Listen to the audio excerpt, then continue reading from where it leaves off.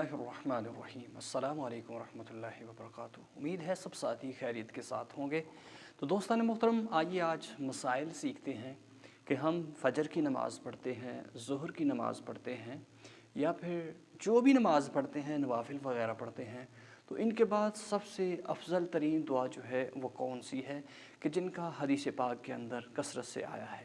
तो दोस्तान मोहतरम, नमाज अल्लाह रब्बुल इज़्ज़त की ख़ास इबादत है जिसके ज़रिए बंदा अपने रब का कुर्ब हासिल करता है, अपने रब से अपने ताल्लुक़, अपने रब्बत को मज़बूत करता है। नमाज जिस तरह के हदीस पाक के अंदर है, अस्सलातु मिअराजुल मोमिनीन, कि नमाज मोमिन की मेराज है।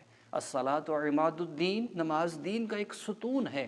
तो जब इसको पढ़ लिया जाता है, एक बंदे को रूहानियत यानी कि एक सुकून मिलता है, अल्लाह रब्बुल इज़्ज़त की तरफ से बड़ी एक चाशनी, एक लज़्ज़त मिलती है। तो दोस्तान मोहतरम, नबी करीम सल्लल्लाहु अलैहि वसल्लम ने इरशाद फरमाया कि दुआ इबादत का मग़ज़ है। जब भी आप इबादत कर लें तो अपने हाथों को उठा के दुआ अल्लाह से ज़रूर करें। तो कौन सी दुआ नमाज फ़जर के बाद ज़्यादा बेस्ट है? तो सबसे पहले फ़जर की नमाज़ जब पढ़ लें, सलाम फेर लेने के बाद 3 मरतबा अस्तगफिरुल्लाह अस्तगफिरुल्लाह अस्तगफिरुल्लाह, और पहले कलमे को जितना भी हो सके आपके वक़्त पास जितना वक़्त हो पहले कलमे को पढ़ लें।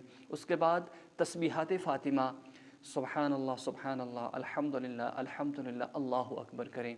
फिर उसके बाद अल्लाहुम्मा अंतस्सलाम व मिनकस्सलाम तबारक रब्बना व तआलैत या ज़ल जलाली वल इकराम, इस दुआ को पढ़ें और अल्लाह रब्बुल इज़्ज़त से जितना भी हो सके मांगें। और दोस्तान मोहतरम, नमाज फ़जर पढ़ लेने के बाद 3 मरतबा बिस्मिल्लाहिल्लज़ी ला यदुर्रु मअस्मिही शैउन फ़िल अर्दि वला फ़िस समाई व हुवस समीउल अलीम, इस दुआ को पढ़ के अपने जिस्म के ऊपर फूंक मारें। इंशाअल्लाह पूरे का पूरा दिन अच्छा गुजरेगा। हर किस्म के शैतानी मामलात से, हर किस्म के इंसानी शर से, नुकसान से आप महफूज रहेंगे। ज़रूर आपने ये दुआ